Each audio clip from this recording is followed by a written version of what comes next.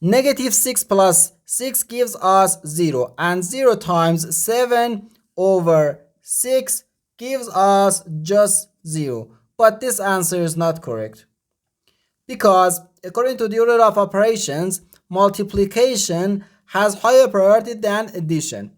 So in the numerator, first we have to do this multiplication, not this addition. If you do this addition before this multiplication, it is wrong.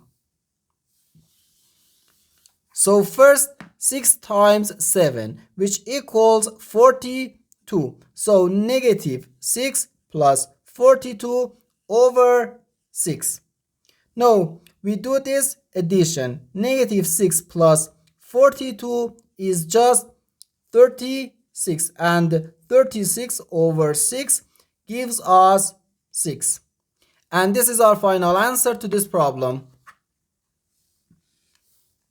The correct answer is 6.